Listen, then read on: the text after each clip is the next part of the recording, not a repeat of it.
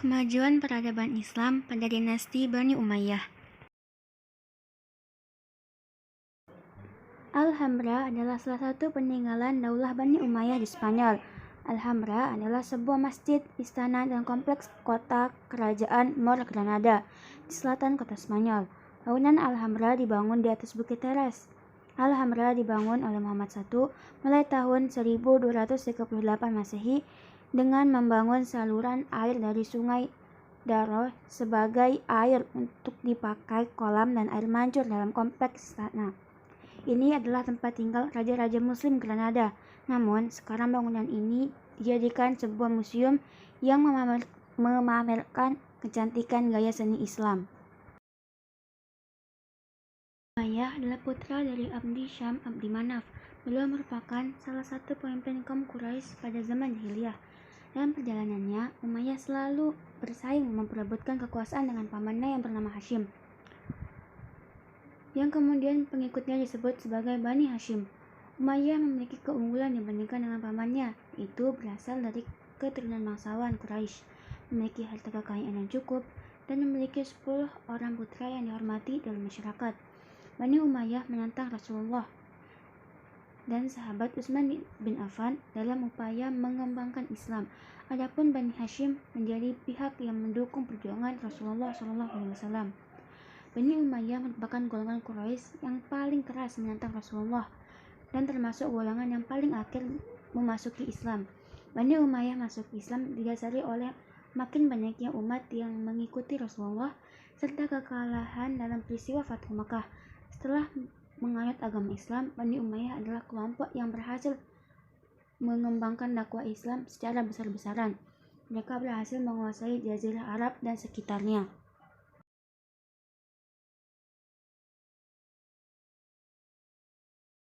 Muawiyah adalah putra Abu Sufyan bin Harb bin Umayyah. Beliau masuk Islam pada peristiwa penaklukan kota Makkah oleh kaum muslimin. Di antara kaum muslim, Muawiyah diberi kedudukan dalam bidang penulisan wahyu. Selain itu, ia juga banyak meriwayatkan hadis baik langsung dari Rasulullah maupun dari para sahabat. Pada masa Khulafaur Rasyidin, Muawiyah banyak memberi sumbangsih, antara lain sebagai berikut. A. Muawiyah ikut menumpas kaum murtadin, nabi-nabi palsu, dan orang-orang yang tidak mau membayar zakat pada masa Khalifah Abu Bakar As-Siddiq. B. Pada masa Khalifah Umar bin Khattab, Muawiyah diangkat menjadi gubernur Yordania. Pada masa Khalifah Utsman bin Affan, Muawiyah diangkat menjadi gubernur Syam. 2. Peran Muawiyah dalam membangun Bani Umayyah. Pada masa Khalifah Utsman bin Affan, Muawiyah menjabat sebagai gubernur Syam. Ia membuat kebijakan strategis, di antaranya A. Meletakkan dasar-dasar pemerintahan yang kuat di wilayah Syam dan Syria. B. Menata administrasi pemerintahan. C. Membentuk angkatan bersenjata profesional yang digaji oleh negara. Dan D. Meningkatkan kesejahteraan rakyat. Setelah wafatnya Utsman bin Affan yang dibunuh oleh Al-Ghafiqi, pemerintahan dipimpin oleh Ali bin Abi Thalib. Pada masa ini, umat Islam terpecah menjadi 3 golongan, yaitu A. Kelompok Muawiyah yang menuntut keadilan atas terbunuhnya Khalifah Utsman dengan Ali sebagai kambing hitam. B. Kelompok pendukung Ali bin Abi Thalib. C. Kelompok Aisyah, Zubair, dan Tahlah yang tidak setuju atas tuntutan wafatnya Utsman, tetapi juga tidak setuju di pilihan Ali bin Abi Thalib sebagai khalifah. Perpecahan di antara umat Islam ini dilatar belakangi oleh berbagai hal, misalnya karena hasutan dan provokasi dari orang-orang Yahudi bernama Abdullah bin Sabah. Ia menyamar sebagai umat Islam, kemudian melakukan provokasi di antara umat Islam.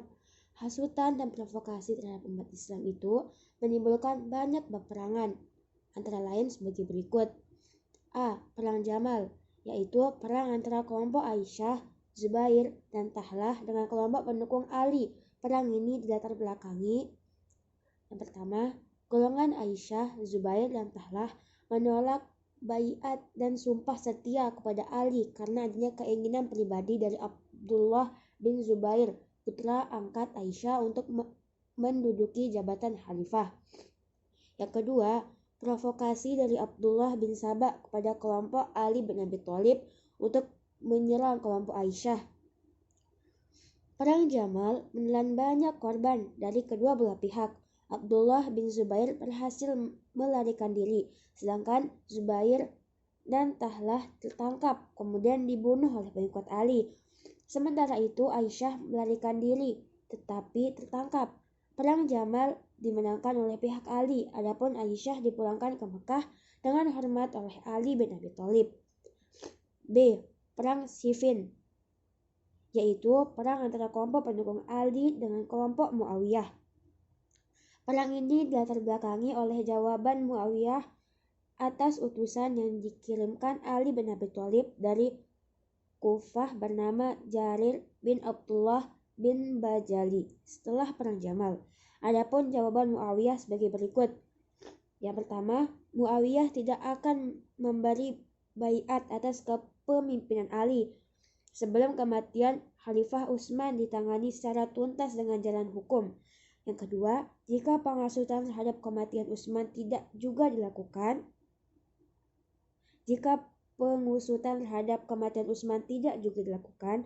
Muawiyah akan melakukan perlawanan untuk menumpas Ali. Setelah mendengar jawaban dari Muawiyah serta berdasarkan informasi mengenai persiapan perang di kota Syam, Ali memutuskan untuk melakukan tindakan perang. Selanjutnya, perang antara kedua kelompok ini terjadi di sebuah tempat di bagian barat sungai Eufrat yang bernama Siffin. Perang ini berlangsung selama 40 hari dengan kemenangan di tangan kelompok Ali. Ketika kemenangan sudah di depan mata kelompok Ali, salah satu pendukung Muawiyah yang bernama Amru bin As memerintahkan pasukannya untuk melakukan isyarat menancapkan kitab Al-Quran di atas tombak sebagai pertanda seruan damai. Melihat hal ini, pasukan Ali menjadi gentar. Sebagian pasukan menyeru untuk terus berperang, sementara sebagian lain mendesak untuk menghentikan peperangan dengan ancaman jika perang tetap dilanjutkan, maka mereka akan berbalik menyerang Ali. Melalui peristiwa ini, kelompok pendukung Ali terpecah menjadi dua, yaitu golongan Syiah yang mendukung Ali sepenuhnya dan golongan Khawarij yang diakhiri berbalik menentang Ali. Akhirnya, Ali bin Abi Thalib memutuskan untuk menghentikan peperangan dan melakukan perundingan dengan Muawiyah dengan ketentuan sebagai berikut. Yang pertama, perundingan diadakan di Daumatul Jandala, kota kecil di dekat terusan Suez. Masing-masing pihak diwakili oleh 100 utusan. Dari pihak Ali diketuai oleh Abu Musa al-Ash'ari, sedangkan dari pihak Muawiyah diketuai oleh Amru bin As. Perundingan ini dikenal dengan Tahkim Daumatul Jandala, berlangsung pada bulan Ramadan tahun 34 Hijriah. Isi dari taklim atau arbitrasi ini sebagai berikut. A. Menetapkan bahwa Utsman telah wafat karena teraniaya dan wali dari orang-orang yang meninggal berhak menuntut bela. Dalam hal ini, Muawiyah adalah orang yang paling berhak menuntut kematian Utsman. B. Kedua belah pihak bersepakat untuk menurunkan Ali bin Abi Thalib dan Muawiyah di jabatan masing-masing. C. Khalifah selanjutnya dipilih melalui kesepakatan umat muslim dengan mengangkat Muawiyah bin Abu Sufyan. Setelah perundingan ini, kaum Khawarij terus memburu Ali bin Abi Thalib, Muawiyah dan Amru bin As untuk dibunuh. Muawiyah dan Amru bin As berhasil menyelamatkan diri, sementara Ali bin Abi Thalib dibunuh ketika melaksanakan sholat subuh oleh Ibnu Muljam, salah seorang kaum Khawarij. Dengan wafatnya Ali bin Abi Thalib, berakhirlah masa Khalifah Khulafaur Rasyidin. Selanjutnya, kaum Syiah mengangkat Hasan bin Ali menjadi khalifah, namun tekanan dari Muawiyah begitu kuat, akhirnya Hasan mundur dari jabatan khalifah dengan mengajukan beberapa persyaratan damai, yaitu Pertama, Muawiyah harus menjamin keselamatan Hasan beserta keluarganya. Yang kedua, Muawiyah ikut menjaga keselamatan dan nama baik Ali bin Abi Thalib, termasuk menghentikan caci maki dalam khutbah dan pidato. Yang ketiga, setelah Muawiyah wafat, pemilihan khalifah harus diserahkan kepada musyawarah kaum muslimin. Yang keempat, pajak tanah di wilayah Ahwaz diserahkan pada Hasan dan diberikan tiap tahun. Muawiyah harus membayar kepada saudara Hasan, yaitu Husain, sebanyak 2 juta dirham. Syarat-syarat damai ini disetujui oleh Muawiyah pada tahun 41 Hijriah. Muawiyah datang ke Kufah menemui Hasan dan Husain untuk baiat menjadi khalifah. Tahun perdamaian ini disebut dengan Amul Jamaah, tahun persatuan.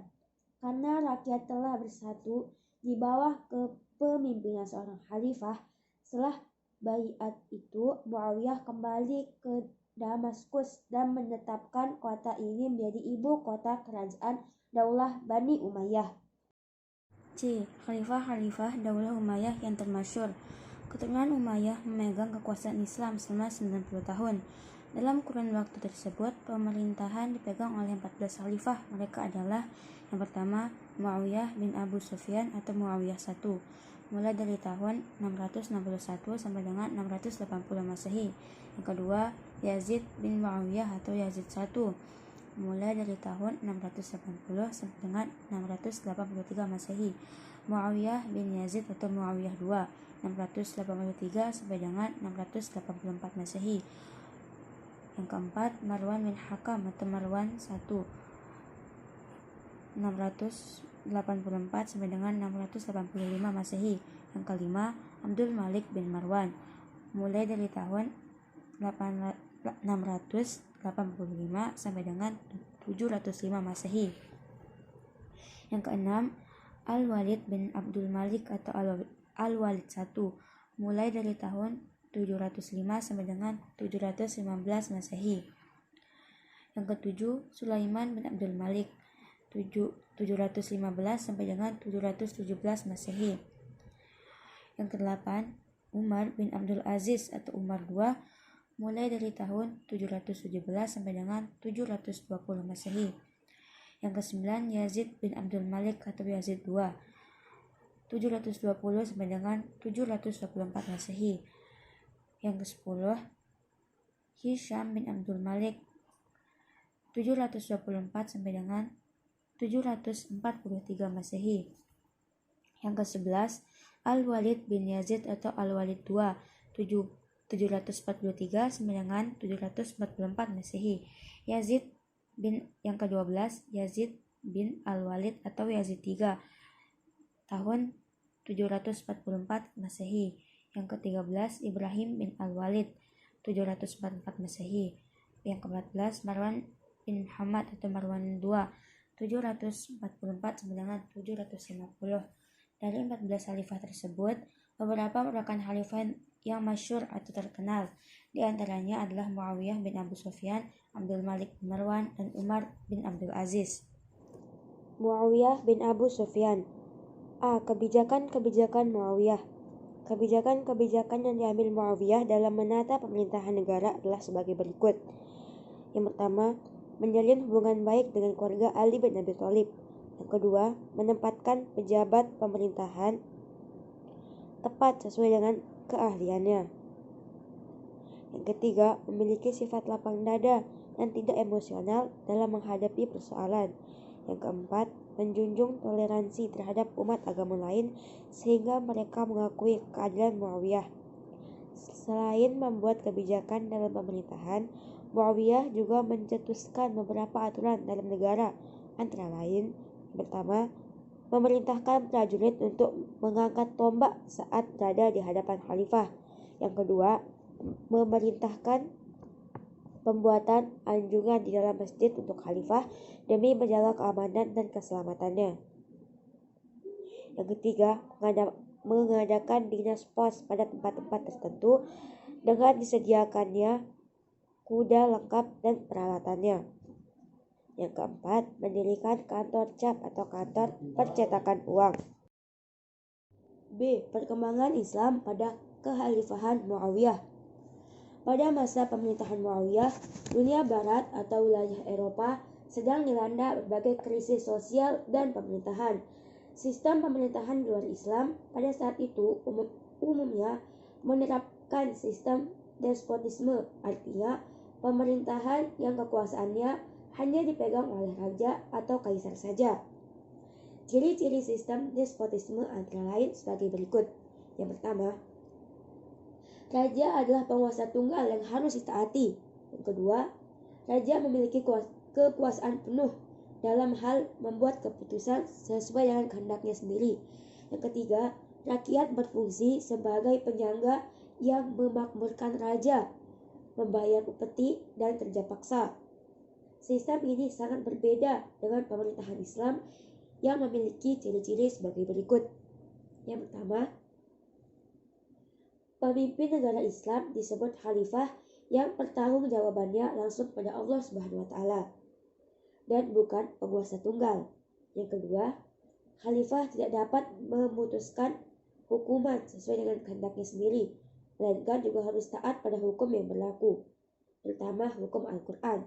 Yang ketiga, khalifah memiliki tanggung jawab untuk mensejahterakan rakyatnya, bukan sebaliknya.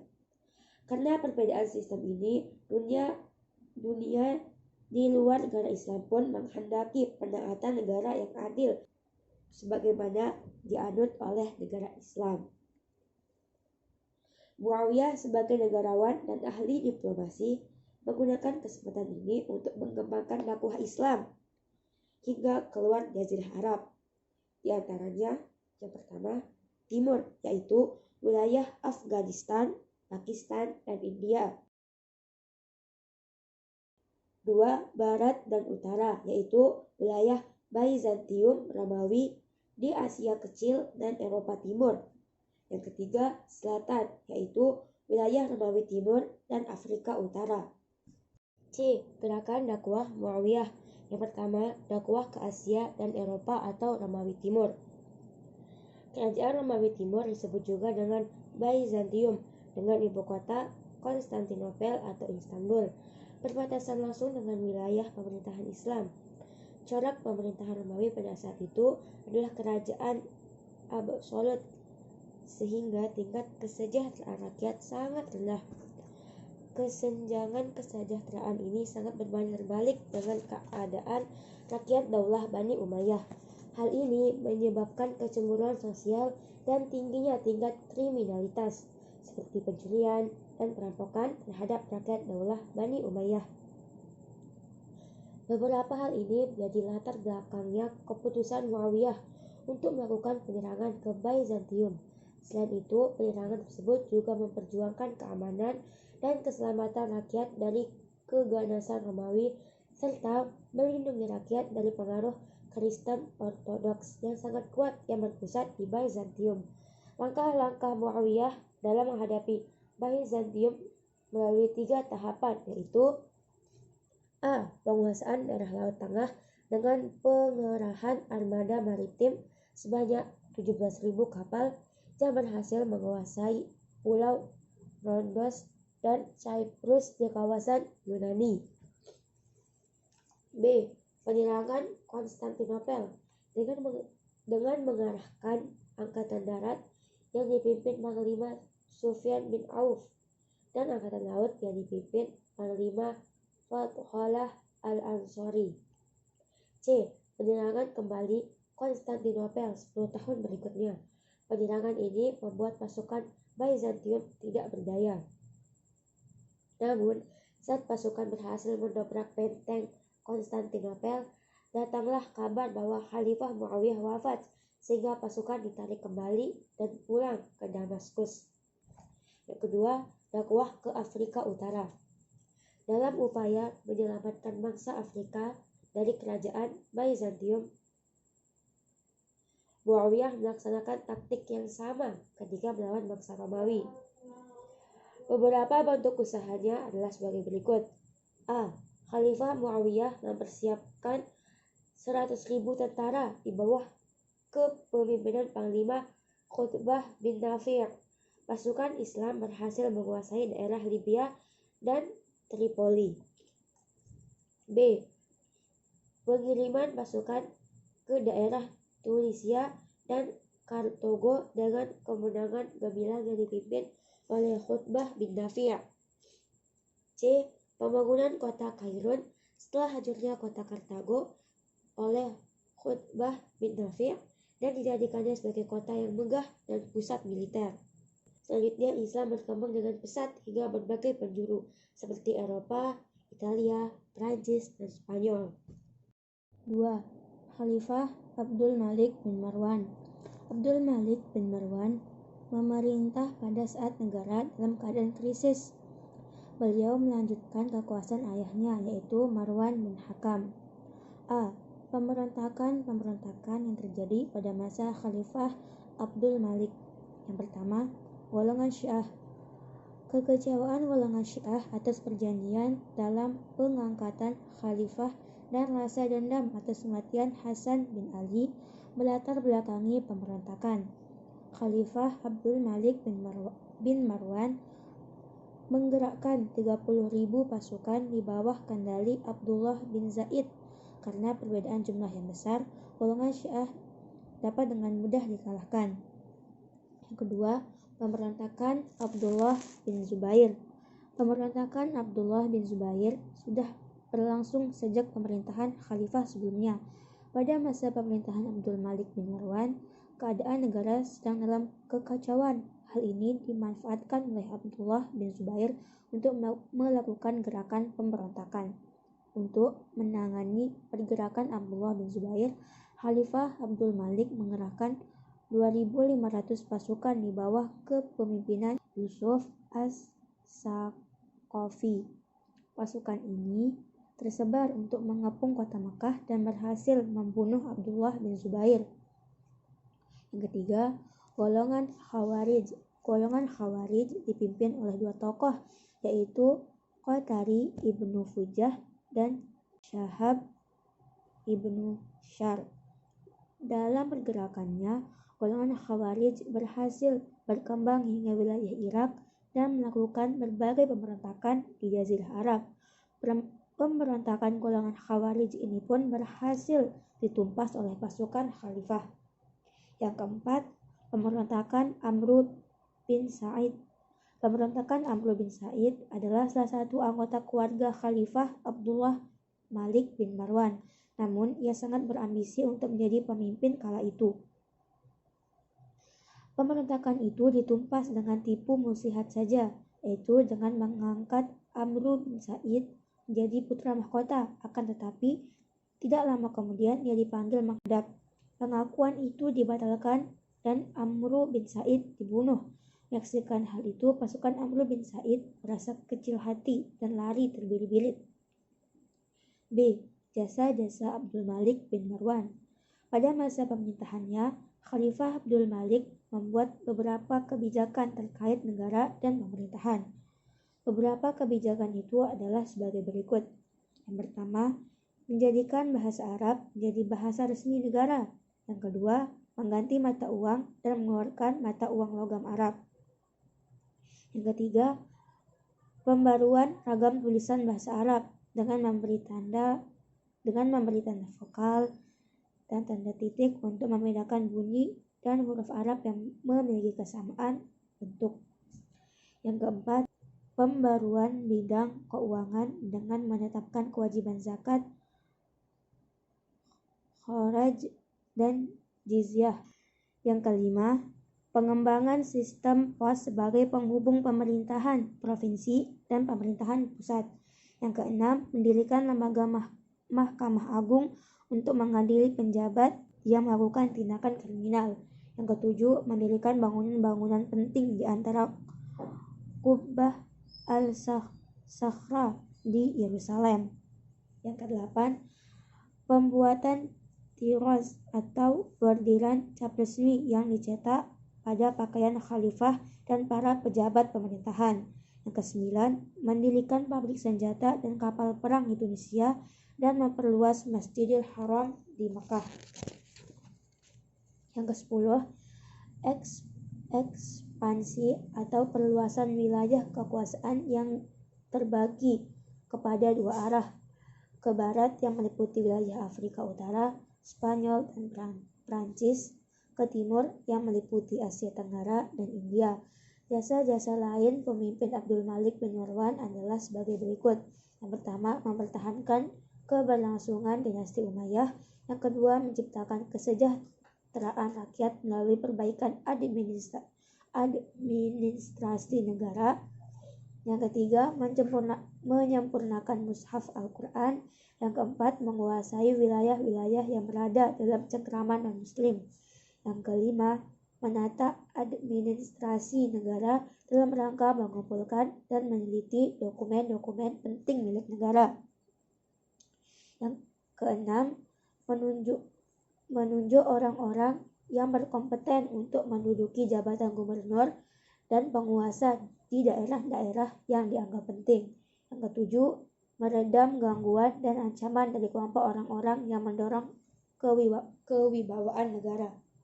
C. Khalifah Umar bin Abdul Aziz. Khalifah Umar bin Abdul Aziz adalah khalifah yang membawa dinasti Umayyah menuju kejayaan. Karena kesuksesannya dalam memimpin, banyak ahli sejarah yang menyatakan bahwa Umar bin Abdul Aziz memiliki gaya pemerintahan yang mirip dengan Khulafa Rasyidin. Yang pertama, biografi Umar bin Abdul Aziz. Nama lengkap Umar bin Abdul Aziz adalah Abu Hafs Umar bin Abdul Aziz bin Marwan bin Hakam bin As bin Umayyah bin Abdusyam. Beliau lahir di Madinah tahun 61 Hijriah. Nama ayahnya adalah Abdul Aziz, ibunya bernama Laila binti Asim binti Umar bin Khattab. Istri beliau adalah Fatimah binti Abdul Malik, putri dari Khalifah kelima Bani Umayyah. Dari hasil pernikahannya, beliau memiliki 14 orang anak. Umar bin Abdul Aziz hanya memerintah selama 2 tahun, 5 bulan, 4 hari. Pada hari Jumat 10 hari terakhir bulan Rajab tahun 101 Hijriah, Khalifah Umar bin Abdul Aziz wafat pada usia 40 tahun. Pada era pemerintahan Al-Walid bin Abdul Malik, Umar bin Abdul Aziz yang masih berusia 24 tahun dipercaya untuk menjadi gubernur Hijaz. Selama menjadi gubernur, beliau dikenal sebagai gubernur yang adil, bijaksana, mengutamakan dan memperhatikan kepentingan rakyat, serta mau diskusi berbagai masalah penting yang berkaitan dengan agama, urusan rakyat, dan pemerintahan. 2. Usaha-usaha Umar bin Abdul Aziz. Selama menjabat menjadi khalifah, banyak usaha yang dilakukan oleh Umar bin Abdul Aziz. Usaha-usaha tersebut dalam bidang agama, pengetahuan, sosial, politik, ekonomi, militer, serta dakwah dan perluasan Islam. A. Bidang agama. Usaha-usaha yang dilakukan oleh Khalifah Umar bin Abdul Aziz dalam bidang agama yaitu yang pertama, menghidupkan kembali ajaran Al-Quran dan Sunnah Nabi. Yang kedua, mengadakan kerjasama dengan ulama-ulama besar. Yang ketiga, menegakkan hukum syariat secara serius. Yang keempat, membukukan hadis. B. Bidang pengetahuan. Usaha-usaha yang dilakukan Khalifah Umar bin Abdul Aziz dalam bidang pengetahuan yaitu yang pertama, pemindahan sekolah kedokteran di Iskandariah atau Mesir ke Antioquia dan Haran atau Turki. Yang kedua, gerakan terjemah buku-buku kedokteran dari bahasa Yunani ke bahasa Arab. C. Bidang sosial politik. Khalifah Umar bin Abdul Aziz melakukan usaha dalam bidang sosial politik berupa yang pertama, menerapkan politik yang adil. Yang kedua, membentuk tim monitor. Yang ketiga, memecat gubernur yang tidak kompeten dan tidak taat beragama. Yang keempat, meniadakan pengawalan pribadi. Yang kelima, menghidupkan toleransi dan kerukunan beragama. D. Bidang ekonomi. Dalam bidang ekonomi, usaha-usaha yang diambil oleh Khalifah Umar bin Abdul Aziz adalah sebagai berikut. Yang pertama, pengurangan beban pajak. Yang kedua, membuat aturan mengenai timbangan dan takaran. Yang ketiga, menghapus sistem kerja paksa. Yang keempat, memperbaiki tanah pertanian, irigasi, sungai, dan pembangunan jalan raya. Yang kelima, memberikan santunan kepada fakir miskin dan anak yatim. E. Bidang militer. Pada bidang militer, Khalifah Umar bin Abdul Aziz kurang memberikan perhatian dan dukungan. Beliau lebih fokus pada peningkatan taraf hidup rakyat. F. Bidang dakwah dan perluasan wilayah. Dalam bidang dakwah dan perluasan wilayah, usaha-usaha yang dilakukan oleh beliau adalah sebagai berikut. Yang pertama, menghapus kebiasaan mencela Ali bin Abi Thalib dan keluarganya dalam setiap sholat Jumat. Yang kedua, mengirim 10 orang pakar hukum Islam ke Afrika Utara dan pengiriman pendakwah ke kerajaan-kerajaan India, Turki, dan Babar di Afrika Utara. Yang ketiga, menghapus bayaran jizyah. D. Kemajuan peradaban Islam pada masa Daulah Umayyah. Selama 90 tahun memimpin, dinasti Umayyah mampu memberikan pengaruh kuat terhadap perkembangan peradaban Islam. Berbagai macam bidang menunjukkan perkembangan yang sangat baik, khususnya bagi umat Islam ke depannya. Bidang-bidang yang mengalami kemajuan adalah bidang agama, politik, militer, ekonomi, dan sosial, serta ilmu pengetahuan dan seni budaya. Yang pertama, ilmu agama. A. Penyempurnaan tulisan dan tanda baca Al-Quran. Pada masa Khalifah Abdul Malik bin Marwan, Al-Quran yang semula hanya ditulis dengan garis-garis ditambah dengan titik, baris atau syakal dan harokat. Tujuan penggunaan titik dan harokat tersebut untuk mempermudah orang-orang non-Arab membaca Al-Quran. B. Ilmu qiraah atau cara membaca Al-Quran. Selama era dinasti Bani Umayyah, banyak bermunculan ulama ahli qiraah. Istilah qiraah sab'ah mulai dikenal pada masa ini. Qiraah sab'ah merupakan seni membaca Al-Quran yang disandarkan kepada 7 ulama di bidang qiraah tersebut. C. Kodifikasi dan penulisan hadis. Setelah banyak penghafal hadis yang gugur dalam medan perang, mulai bermunculan orang-orang yang menyebarkan hadis palsu. Untuk mengatasi permasalahan tersebut, Khalifah Umar bin Abdul Aziz mulai mengadakan pengumpulan dan penulisan hadis sahih sebagai sumber hukum kedua.